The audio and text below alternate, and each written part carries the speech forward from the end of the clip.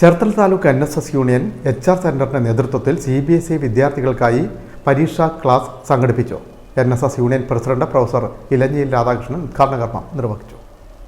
Cherthala NSS union human resource സെന്ററിന്റെ ആഭിമുഖ്യത്തിൽ CBSE 10ാം class പരീക്ഷ എഴുതുന്ന വിദ്യാർത്ഥികൾക്കും അവരുടെ രക്ഷിതാക്കൾക്കും വേണ്ടിയാണ് ക്ലാസ് സംഘടിപ്പിച്ചത്. ടെൻഷനില്ലാതെ പരീക്ഷയെ വരവേൽക്കാം എന്ന പേരിൽ സംഘടിപ്പിച്ച class union president professor ഇലഞ്ഞിയിൽ Radhakrishnan ഉദ്ഘാടനം ചെയ്തു. സയൻസ് ആണെങ്കിൽ 0, 8, 6. മാത്തമാറ്റിക്സ് സ്റ്റാൻഡേർഡ് ആണെങ്കിൽ 0, 4, 1.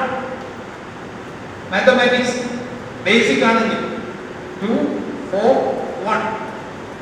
IT ആണെങ്കിൽ ഓരോന്നിനും കോഡ് വ്യത്യാസം.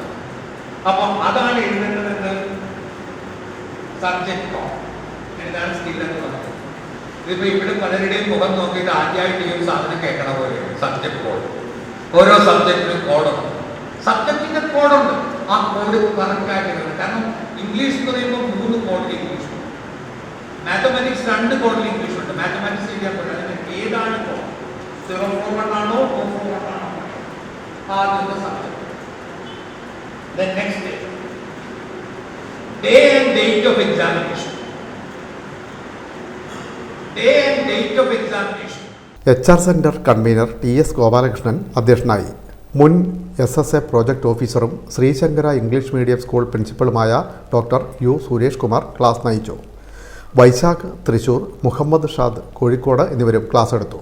CB മോഹനൻ നായർ സ്വാഗതവും NSS ഇൻസ്പെക്ടർ നിഖിൽ വേണു നന്ദി പറഞ്ഞു. വിൻമീഡിയ ചേർത്തല.